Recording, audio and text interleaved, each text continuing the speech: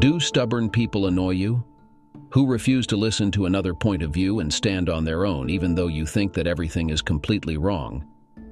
I didn't understand such people for a long time, until I found myself in such a situation. My wife was dancing with some guy and I thought they were having an affair, but it turned out to be much worse than I expected. There's something oddly soothing about garage sales for me. I'm not actively hunting for bargains or antiquities. I doubt I'd even recognize an authentic antique if I stumbled upon one. Instead, I enjoy sifting through old tools and household items, occasionally picking up something that catches my eye. Whenever I feel stressed or upset, I find solace in waking up early on Saturday mornings and exploring a few garage sales.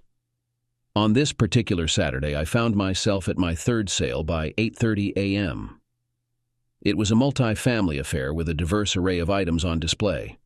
Old records, 8-track tapes, car parts, furniture, and a trove of vintage tools and gadgets. As I perused through a box labeled at $2 for the whole lot, hidden behind a pile of lampshades, I unearthed a collection of odds and ends. Among them were an old tobacco can filled with marbles, 3 weathered pulleys, a disused vacuum cleaner motor, a spool of wire, a broken Dick Tracy cap gun, a jackknife, a handful of decals, and various other knickknacks. Just as I was examining one of the decal sheets, a voice interrupted me, asking, "Find anything interesting?" I turned around and saw a young man in tattered jeans and a faded Alan Jackson t-shirt standing beside me. Employing my adept negotiation skills, I asked, "Would you accept $150 for this box?" "Sure," he replied. I was drawn to the box because I thought I could salvage the vacuum cleaner motor and I had a use for the marbles. Additionally, the spool of wire seemed potentially useful. I planned to discard the rest of the items. Holding up the sheet of decals from the box, I inquired, "What are these used for?" The young man gestured towards his Ford 350 pickup truck parked nearby, initially mistaking the marks for bullet holes in the tailgate and rear window. It took me a moment to realize that they were actually decals from the sheet I was holding. I couldn't fathom why anyone would want their truck adorned with bullet hole decals. I handed the money to the man for the box and then carried it to my car. As I placed the box into the trunk, my mind drifted back to the reason for my agitation that morning. The tension between my wife, Dee, and me had been building for some time. It all began 6 weeks ago when I decided to stop at Cody's tap room for drinks with my co-workers. Typically, we'd have a monthly gathering, and I'd inform Dee that I'd be home late. However, that particular night, I forgot to give her a heads up. I used to invite Dee to join us, but she dislikes Cody's due to its rundown appearance and sketchy location. Having her around would usually keep me in check. I tend to overindulge in alcohol when I'm out with friends. Consequently, I often end up needing a taxi ride home, and sometimes I wake up the next morning with no recollection of how I got there. Friday evening at Cody's was pretty standard for me. I ended up getting heavily intoxicated and had to catch a cab home by 1:00 a.m., which really annoyed Dee. Not only did I forget to call her, but the next morning I was so hungover that I couldn't manage my usual tasks. When Dee asked about the previous night, I could barely recall anything after 10 o'clock. She expressed frustration about my habit of returning home in such a state after hanging out with friends, but I wasn't too concerned. I figured things would be back to normal by Sunday. Later that night, we attended a party with some of the guys I'd been drinking with the night before. They found it amusing that I couldn't remember much, and started teasing me with suggestive remarks about potentially inappropriate interactions with Kate, one of the barmaids at Cody's tap room. Kate was an attractive blonde with a curvaceous figure, but not much else. Regardless of my state of intoxication, I knew I would never make advances towards her. Kate was visually appealing, but she didn't captivate me in any other way. Plus, my love for Dee was too strong for me to jeopardize my marriage for fleeting moments of forbidden intimacy. Despite not recalling much, I was certain I wouldn't engage in what they implied. So, I brushed off their foolish jokes with laughter. The issue arose because Dee didn't perceive them as jokes. None of the men dared to confront me in Dee's presence, but she caught wind of some remarks. Jack Stone claimed he saw me accompany the bartender to the restroom around midnight, and we were in there for at least 20 minutes. Dee dwelled on this for a couple of days before confronting me. She directly accused me of being intimate with Kate. No explanation could sway her belief. I had Jack Stone call Dee to clarify that it was all in jest, but she remained unconvinced. Even my admission of not recalling much about that night failed to aid my defense. I resolved to wait until Dee calmed down before discussing this further. I was confident she would eventually realize that Jack and the others were simply teasing me. Unfortunately, she never did calm down. As a purchaser for a chain of sports goods outlets, I frequently receive various pieces of sports equipment for sampling. Ostensibly, these items are provided to assist me in making purchasing decisions. My garage often holds several baseball bats, gloves, golf club sets, and sports apparel. While there's too much for me to personally utilize, I refrain from selling them as it would be unethical to profit from these gifts. Consequently, when my garage becomes full, I typically donate much of the equipment to local schools or colleges, bringing joy to the recipients and keeping me out of trouble. During dinner one evening, Dee engaged me in conversation about one of her co-workers. I was relieved she was discussing something other than my alleged infidelity, so I listened attentively. My colleague Sharon mentioned that her son wants to join the school's golf team but lacks his own set of clubs. Being a single mother, Sharon can't afford to purchase him a decent set, Dee explained. Have they considered our store? I suggested. We do offer a variety of second-hand equipment. Perhaps they could find something suitable. She mentioned they've had no luck within their budget. What's their budget? $200. It's going to be tough to find anything within that price range, I remarked. I was thinking, couldn't you sell them one of the sets from your garage? You usually just give them away. I should have anticipated this. Dee never quite grasped my reluctance to sell the items provided by my vendors. I deemed it unethical to accept these goods only to turn around and profit from them, hence why I consistently opted to donate them to schools. Yet Dee presented an opportunity to mend our relationship, so I seized it. I cannot sell the clubs to her, but I'll allow you to gift them to her under the pretense of a charitable donation. Just ensure your friend understands she must never disclose the source of the clubs. Dee rose from her chair, planted a kiss on my cheek, and simply uttered, "Thanks, honey," before exiting the room. Later, I ventured to the garage to assess my inventory. I possessed 5 sets of Callaway clubs, already earmarked for the local college's golf coach. The only remaining set was a full set of tailor-made clubs accompanied by a special edition bag emulating the American Ryder Cup team's gear. Valued at over $1,500, it seemed extravagant for the recipient, yet it was my only option. I contemplated delaying the gift by a week to procure an alternative set, but ultimately decided against it. Since I had no personal use for them, I resolved to store them in the garage and eventually donate them to a school. Thus, I agreed to let Dee pass the clubs on to her friend's son. I placed the golf clubs in Dee's car trunk and returned to the house to find her watching TV. I stowed a set of clubs in your trunk. You can pass them on to your friend tomorrow.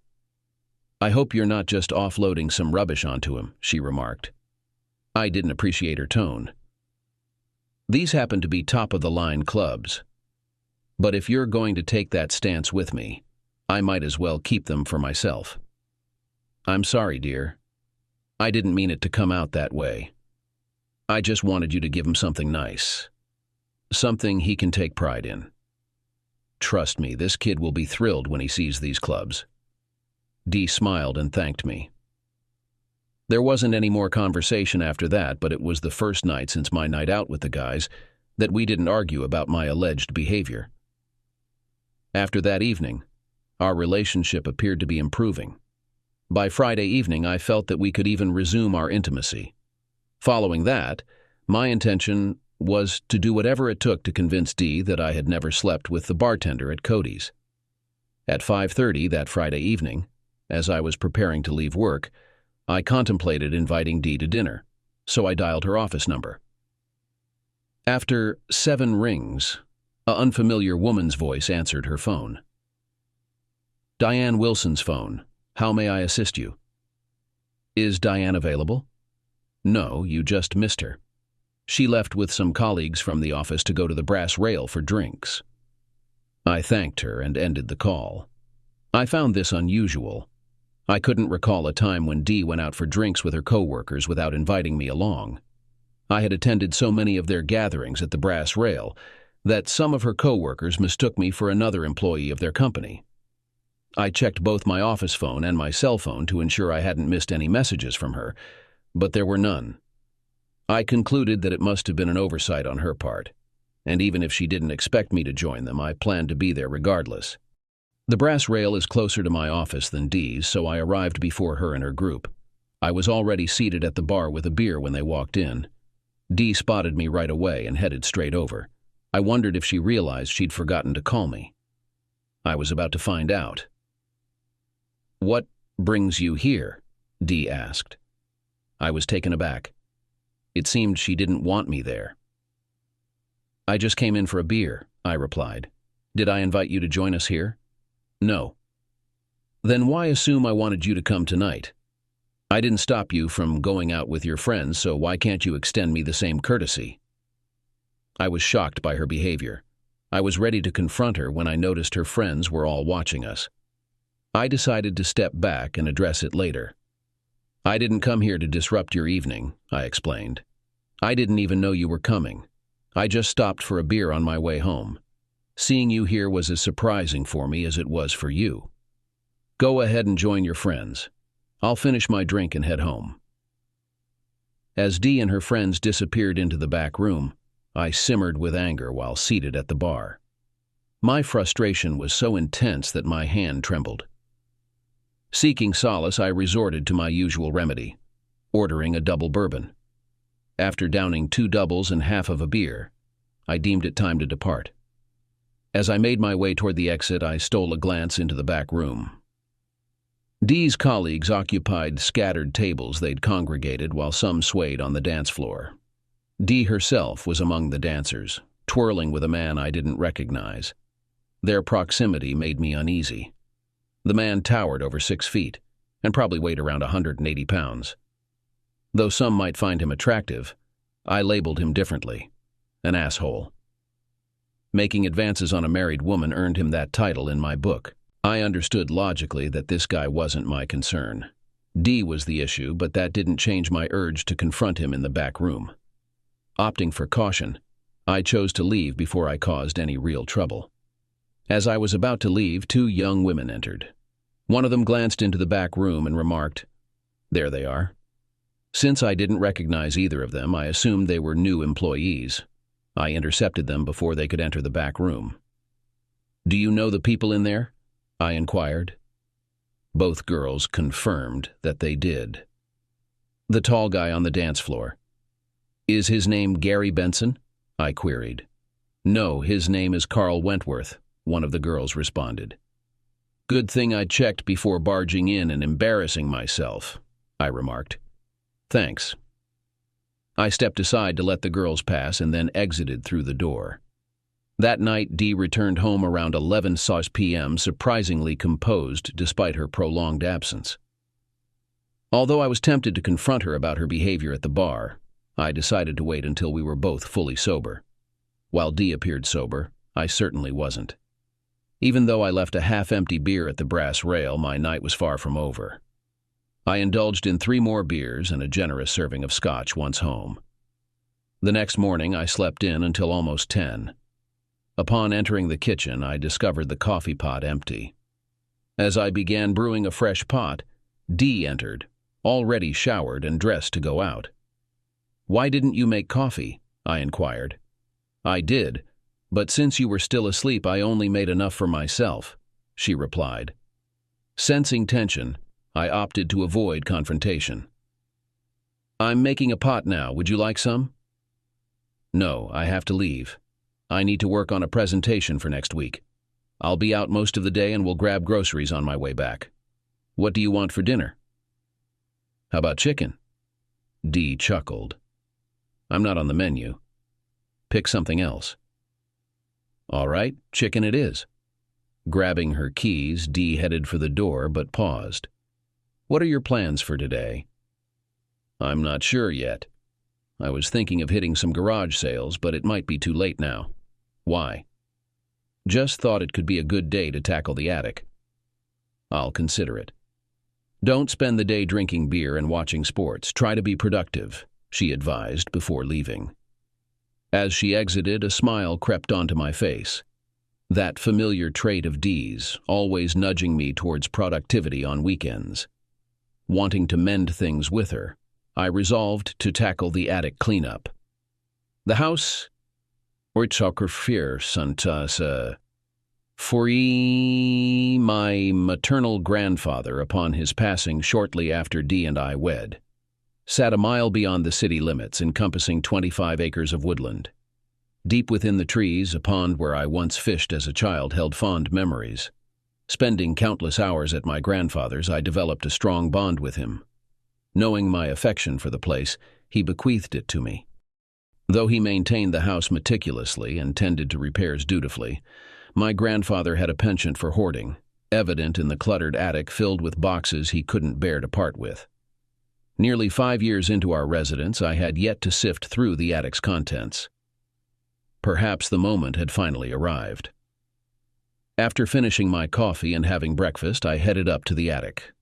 I began sorting through the items right at the top of the stairs, starting with the nearest box. It contained old clothes, saturated with years of dust, so I carried the entire box downstairs and disposed of it before returning to the attic.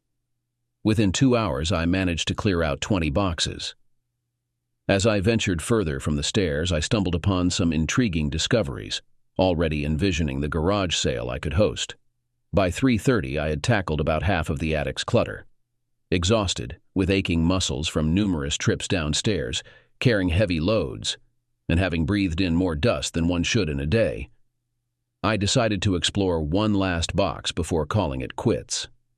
As I began to open it, the side gave way, causing its contents to spill out. To my surprise, it was filled with old detective novels. While restacking the books, I came across a small wooden box, roughly the size of one of the larger novels. Inside, I uncovered a .38 caliber pistol, commonly known as a snub nose due to its short barrel. I had no idea my grandfather owned this gun. When we moved into the house, Dee made me sell his rifle and shotgun because she despised firearms, and I had no use for them either. So I sold them to a local dealer. The .38 was packed in grease, so I cleaned it up and inspected it. Though I'm not an expert, everything seemed in working order. I pondered what to do with it, but I knew Dee wouldn't allow a gun in the house. Hence, I decided to consult a friend who collects guns to assess its value. I speculated it might qualify as an antique, but I wasn't certain.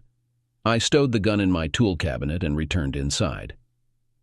After finishing my tasks for the day, I decided to grab a beer, only to find none available.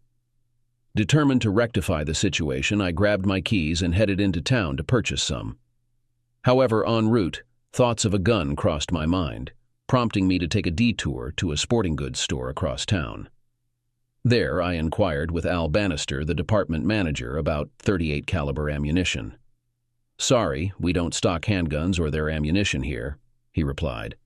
"No worries. I've come across my grandfather's old .38 and wanted to check if it still functions," I explained. "If that's all you need, I can assist," Al offered. "I have a .38 in my car. We can step out, and I can provide you with a few rounds for testing." Al handed me 6 rounds from a box stashed under his car seat. I expressed my gratitude but made a mental note to remain cautious around him. As I made my way back through town, I noticed Dee's office building. It was 4:30 p.m. and her car wasn't in the parking lot. Assuming she was probably at the grocery store, I decided to save myself a trip and asked her to pick up some beer. I called her cell phone. "What's up, John? Could you grab some beer while you're out? I'll add it to my list and bring some home, but I won't be finished here for at least another hour. So if you can't wait, you'll have to go yourself." Still at work, huh? Yeah, I need to get back to it. I'll see you when I'm home. I made a sudden turn, circling back around the block to pass Dee's office building once more.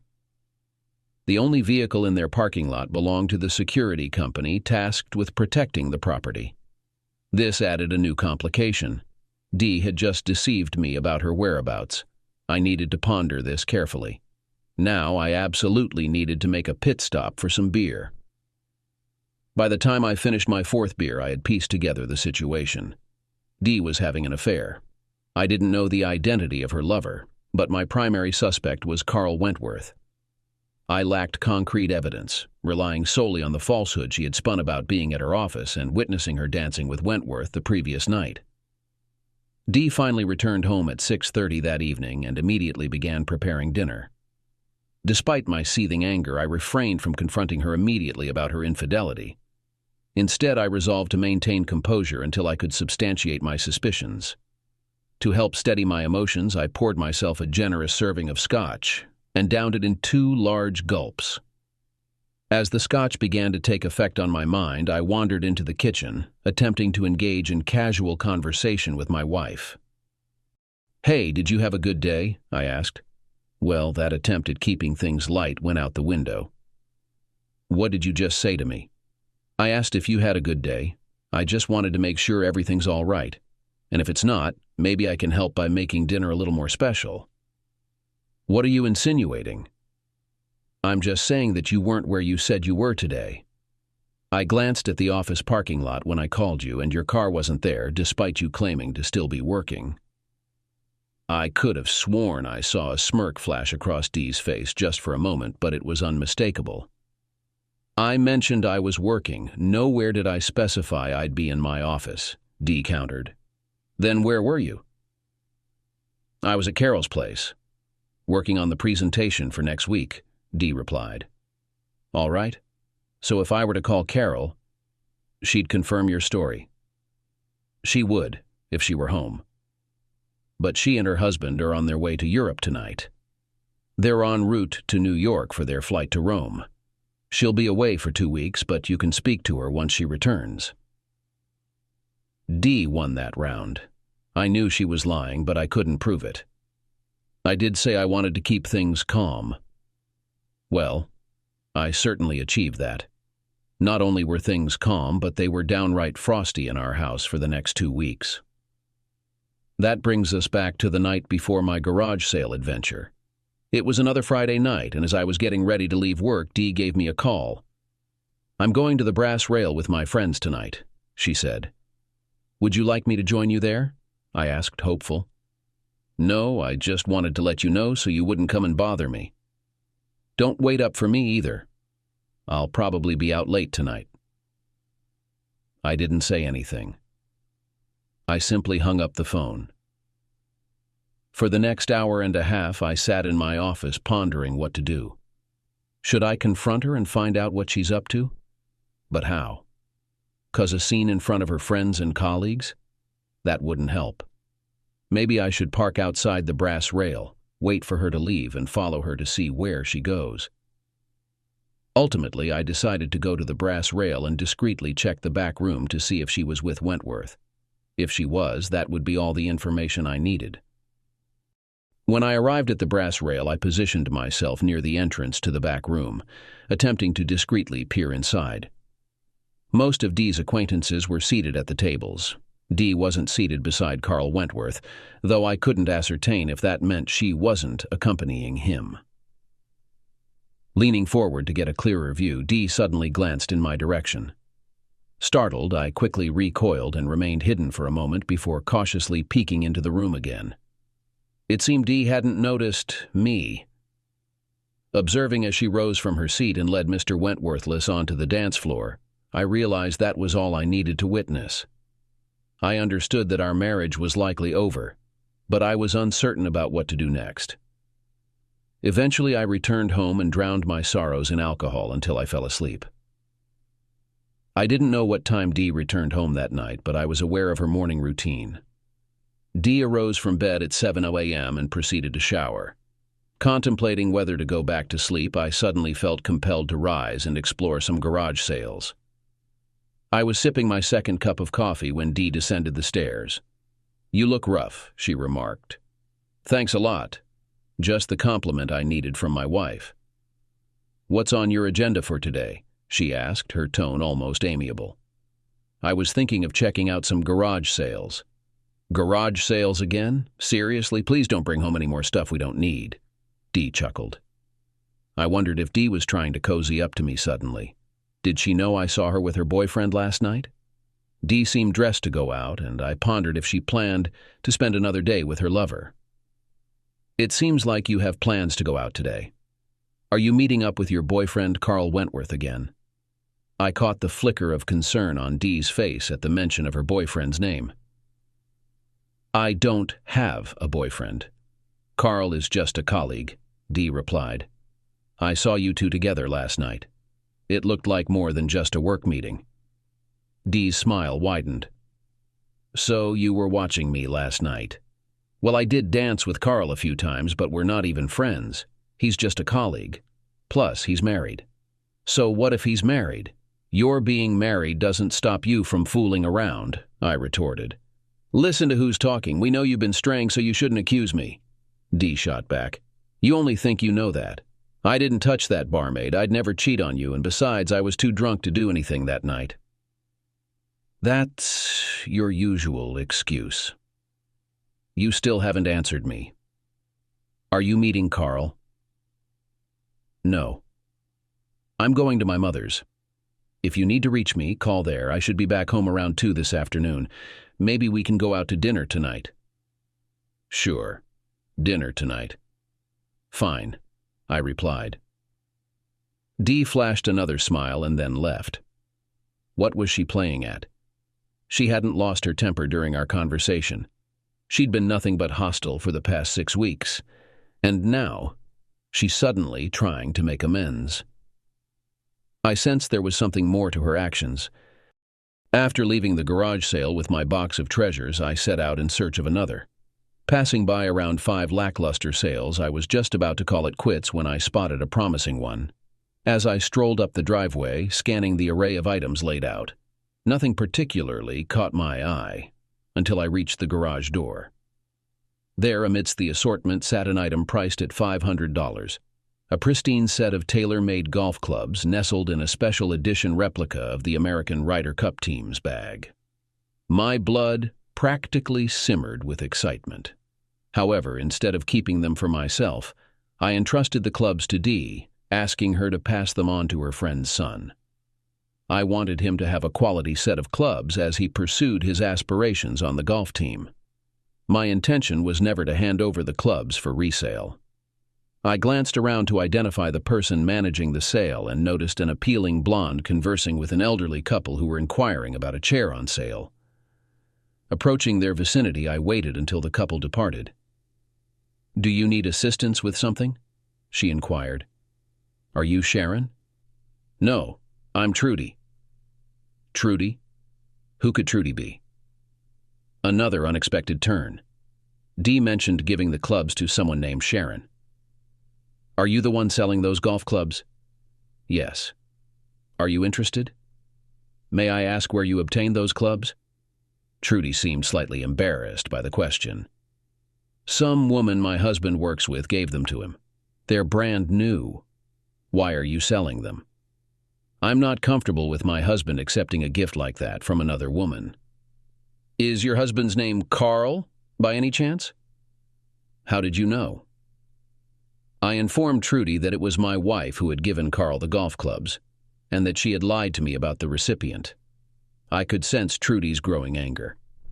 "Please take the clubs with you. I just want to get rid of them." "Where is your husband right now?" "He's gone up to Minnesota for a fishing trip with his brother and father. He'll be away for 2 weeks. Once I'm done with this garage sale, my sister-in-law is picking me up, and we're heading up to Minnesota to join them. I can't wait to tell Carl that I returned his new golf clubs to you. What do you think his reaction will be? He knows he shouldn't accept expensive gifts from other women, so he better keep quiet about it." I had no more words for Trudy, so I grabbed the golf clubs and took them to my car, heading home.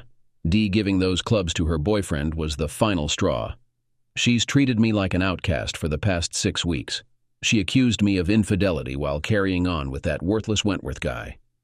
And then she manipulates my generosity to get me to give her lover an expensive set of golf clubs. By the time I entered the house, I was furious. That morning, I had already decided I was going to divorce Dee. But finding out about the golf club sealed the deal for revenge. It was 11:30 a.m., giving me about 2.5 hours to devise a plan.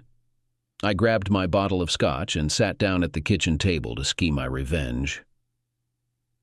After 2 doubles, I could sense the scotch starting to clear my mind. I didn't have a full plan yet, but ideas were beginning to form. The first thing I did was retrieve my golf clubs from the car and bring them inside. Placing them prominently in the kitchen, I anticipated Dee's reaction when she discovered I knew the truth about them. Feeling rather pleased with my scheme, I poured myself another scotch in celebration. With no other plans in mind, I headed out to my workshop to tinker and pass the time until Dee returned from her mother's. When I opened my tool cabinet, I noticed the gun box and recalled the .38. Now's a good time to test this thing, I muttered to myself, feeling a bit awkward as I realized I had spoken aloud. She's got me talking to myself now, I muttered again.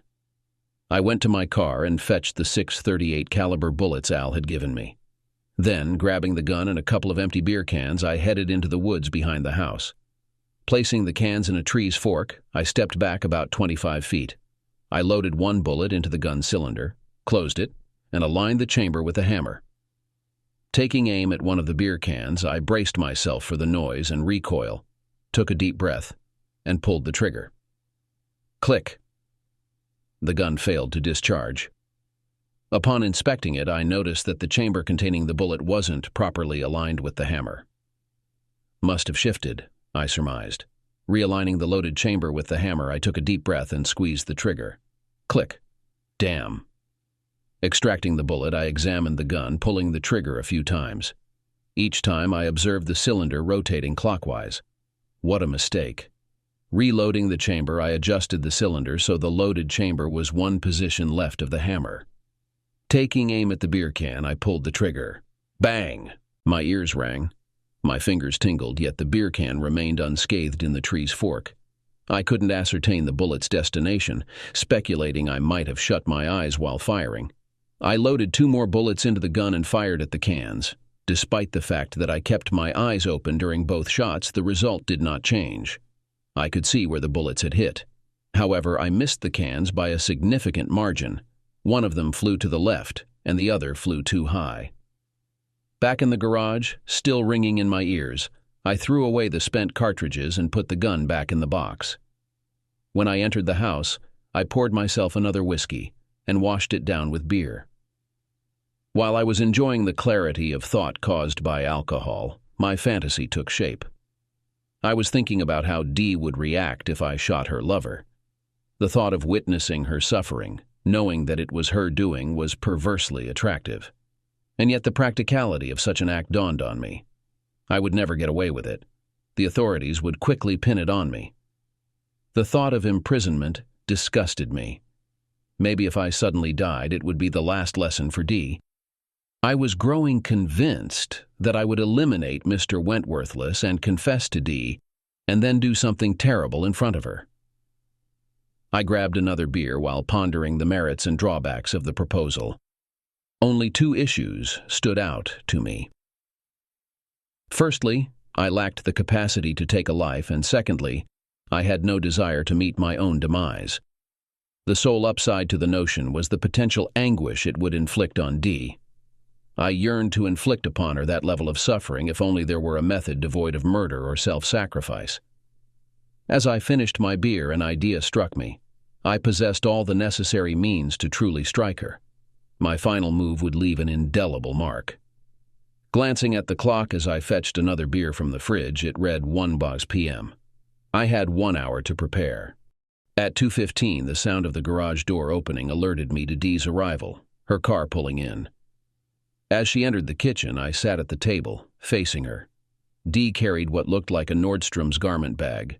Her face lit up with a wide smile. "I bought a cute little black dress for our dinner tonight," she announced as she walked in. "Sounds nice," I replied. Spotting the scotch bottle on the table in front of me, she quipped, "I hope you haven't been drinking all afternoon." "Not all afternoon," I reassured her. Then her gaze fell upon the golf clubs. "What are those doing in the kitchen?" She fell silent, her mouth hanging half-opened as she realized that the golf clubs in question were the ones she had gifted to her lover. "Imagine my surprise stumbling upon these clubs at a garage sale this morning," I remarked. "Would it be too much to inquire how your friend Carl, whom you were intimate with, ended up with the clubs intended for your friend's son?" "I can explain," she started.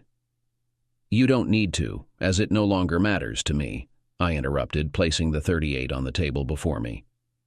"What are you doing with that gun?" "Taking care of things. You might be interested to know that Carl kept your secret until the end, admitting only then that you were involved with him. You'd probably be proud," I remarked. Dee paled, her lips trembling. "Involved? What have you done?" "I took your lover for a ride, had a conversation, and then put an end to it. His body won't be found for a while," I disclosed.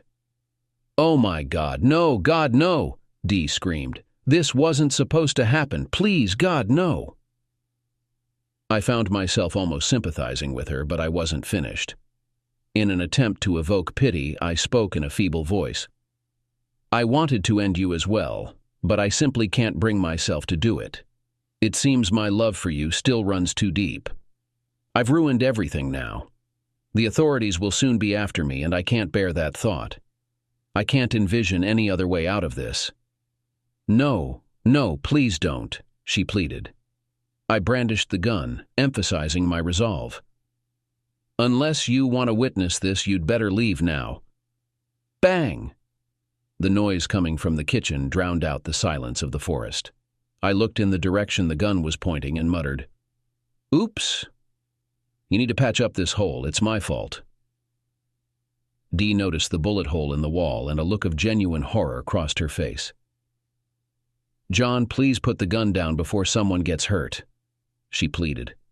"Don't you see? Someone has already been hurt. Now, I have to fix everything. Give me your mobile phone," I demanded. "Why?" Dee asked. "Just give me your damn cell phone," I yelled. Dee took her phone out of her purse and put it on the table. "Good. Now you won't be able to call for help. Get out of here," I commanded. "I'm not leaving until you put the gun down," she insisted. "Don't try to be a hero. Just leave now," I threatened. "Please don't do this," she begged. "Just go away." Dee eventually surrendered and departed. The sound of screeching tires signaled her hurried exit from the driveway. Estimating Dee would need at least 5 minutes to reach a phone, and another 5 for police response, I calculated I had a 10-minute window to tidy up. First, I aired out the kitchen by opening the windows to dissipate the lingering smell of burnt gunpowder. Then, I cleaned the kitchen table with lemon-scented cleaner and freshened the room with air freshener. Next, I removed the bullet hole decal I had strategically placed on the wall. Having extracted the bullet from one of the cartridges, I used it to stage the appearance of firing the gun. I stowed away the scotch and placed Dee's cell phone on charge. The golf clubs found their place in the garage as I took one final glance around the scene. I took the firearm and the bullet I had extracted from the cartridge, then exited the house via the rear door, ensuring it was locked behind me. Cutting through the woods, I disposed of the gun, bullet, spent casing, and the 2 remaining rounds into the pond. Emerging onto a road behind the property where I had parked my car earlier, I started the vehicle, preparing to depart. As I began to drive, distant police sirens filled the air. Realizing I needed to leave town temporarily, I opted against driving due to intoxication, instead heading across town to an aged motel where I could secure a room without a credit card. I resolved to lay low until the Wentworth family returned from vacation or until the authorities located them, estimating a maximum of 2 weeks. I remained in my motel room until the conclusion of the 6 o'clock news, eager to discover if my recent antics had made the headlines. However, to my disappointment, they hadn't. Amusement washed over me as I envisioned the scene back at the house when Dee returned with the police, only to find no trace of my supposed demise, no punctured wall, no corroborating evidence to support her fabricated tale. Would they then lend credence to her wild assertion that I had dispatched Carl Wentworth and concealed his remains where they wouldn't be easily discovered? Poor Dee, they might dismiss her as unhinged. Perhaps in their fruitless search for me, they'd entertain the notion that she had disposed of me herself. With these cheerful musings, I strolled the 5 blocks to Cody's tap room. It was a little past 7 when I settled in and ordered a beer. The establishment was just beginning to fill up, necessitating a brief wait before Cody could deliver my drink. During this interlude, I observed Kate attending to a table across the room. Fleetingly, the notion crossed my mind to proposition her, but I promptly dismissed it. Spending an evening in the company of someone with the intellectual acumen of a garden gnome held no appeal to me. Later, while I was enjoying a beer and watching a baseball game on TV, I sensed the touch of small hands on my shoulders. Turning my head, I discovered Kate planting a kiss on my cheek. "What's that for?" I inquired. "Just happy to see you. It's been 6 weeks. I started to doubt you'd return," she admitted. I furrowed my brow, not quite grasping her point. "I finish work at 9 in the evening. This time we can come back to my place and have some fun in my bed. It was fun last time, but I'm not eager to do it in the women's bathroom," she suggested. Oh my God, I thought. I was actually in the bathroom with her that night. Dee knew the truth, and I kept denying it because I couldn't remember. No wonder she sought comfort from Wentworth. She's probably tired of me. Then I remembered her smile when she came home and mentioned that she had bought a black dress for our dinner. She was trying to establish a relationship between us. I realized that I had missed this chance. What I did to her can't be undone. Now I had to decide what to do with Kate. I glanced at the beer on the table before me and finally gained some clarity. It dawned on me that the major issue in my marriage wasn't Dee. I was pinpointing the root cause of the problem. It was time to take steps to improve my life as much as possible.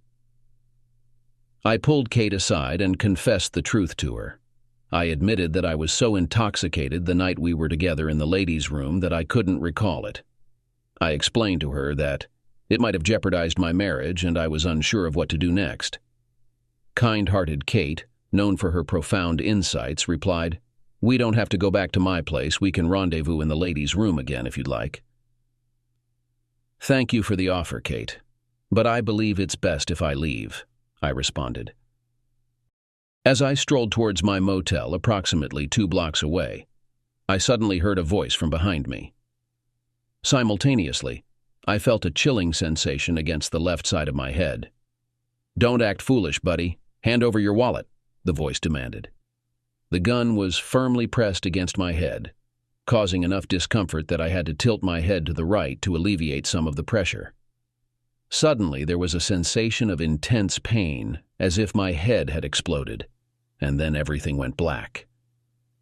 I woke up to a blinding white light, momentarily questioning if I had passed away. However, the throbbing ache in my head assured me otherwise. Attempting to move, I found my hands unresponsive. Footsteps echoed in the room, followed by a hushed voice declaring, "He's awake." Within moments, it felt like there were 3 figures surrounding me. Unable to discern faces, I realized my vision was obscured by gauze. "I'm Dr. Richardson." "How do you feel?" a voice inquired. "I'm not sure." "What happened to me and where am I?" I inquired. "You're at Memorial Hospital recuperating from a gunshot wound to the head," the doctor explained. "Who shot me?" I pressed. "Don't you remember?" A different voice chimed in. "I recall someone holding a gun to my head, but I can't identify them," I admitted. "Absolutely no recollection," the voice persisted. "I'm certain. What's going on?" I demanded. "We discovered you in an alley with a firearm in hand. Do you not recall aiming at yourself? What on earth are you talking about? I didn't shoot myself. Some guy was robbing me. He put the gun to my head and demanded my wallet. That's the last thing I remember. You weren't carrying a wallet when you were discovered, the voice stated. Obviously not.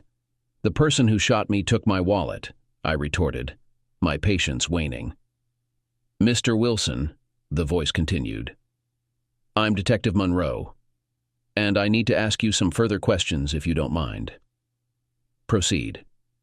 It seems you're going to ask them regardless of my consent, I replied, irritation creeping in.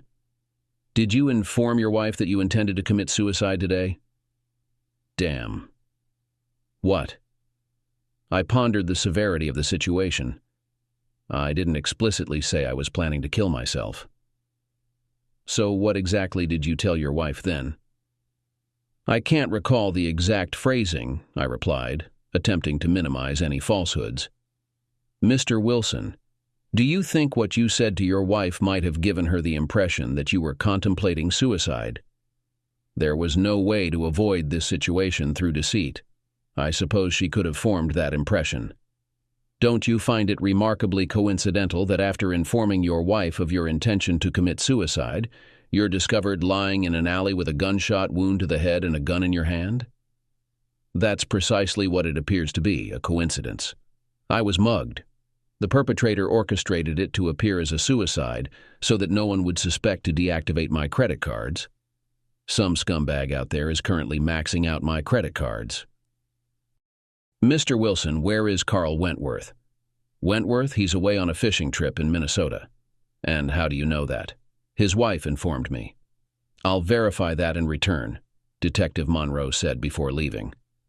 After the detective departed, Dr. Richardson remained to converse with me. Mr. Wilson, your injuries aren't as severe as they initially seemed. It seems that you moved your head just as the gun went off, preventing the bullet from penetrating your skull. Instead, it grazed the flesh on the side of your head, knocking you unconscious.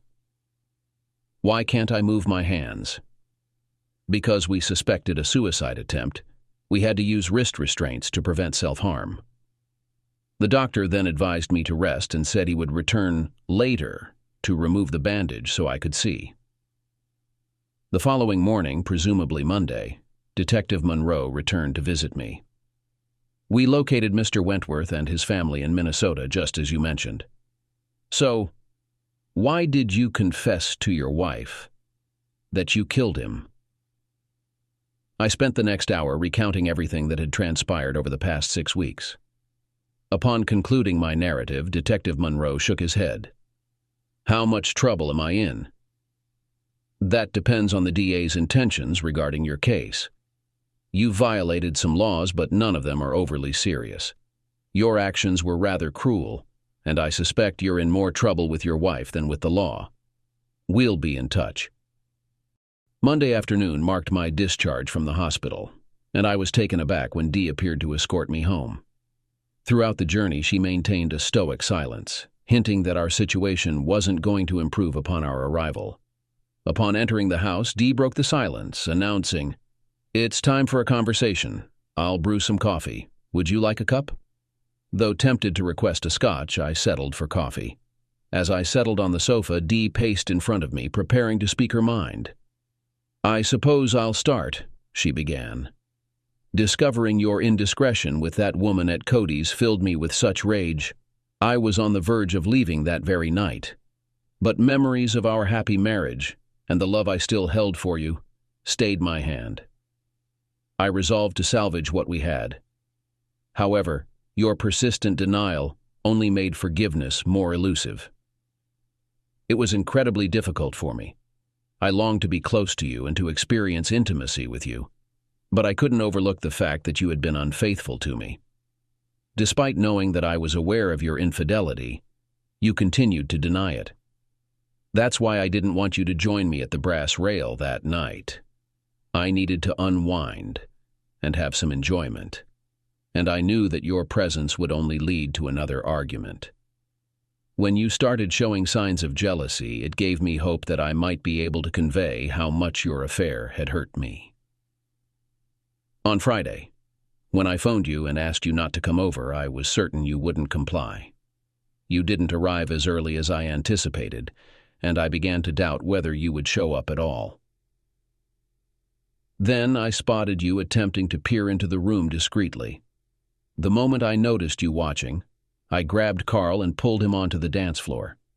My only intention was to provoke a bit of jealousy in you so that you could grasp some of the pain I was experiencing. "What about the golf clubs? You deceived me and gave them to him," I said. "That was an error on my part."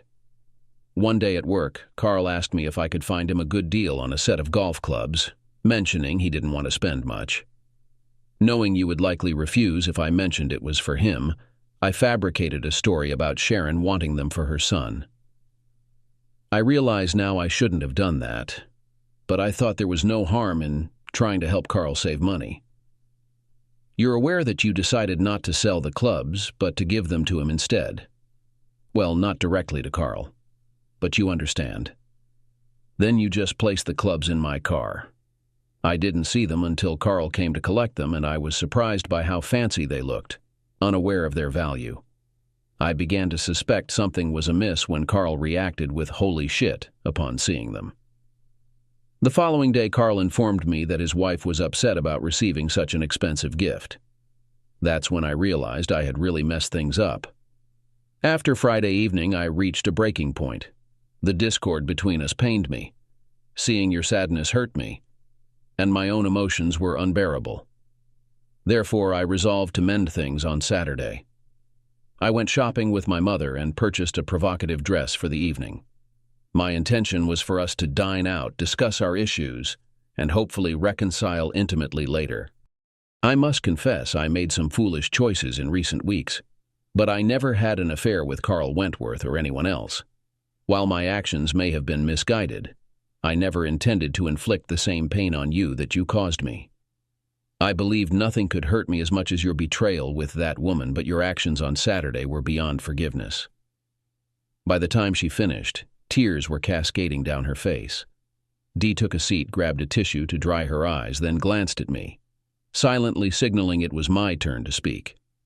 I struggled to figure out where to begin, contemplating how to narrate my story to appear less of a jerk. However, the more I reflected on my actions, the more I acknowledged my own faults. I decided against any spin. For the past 6 weeks, I viewed you as the embodiment of evil.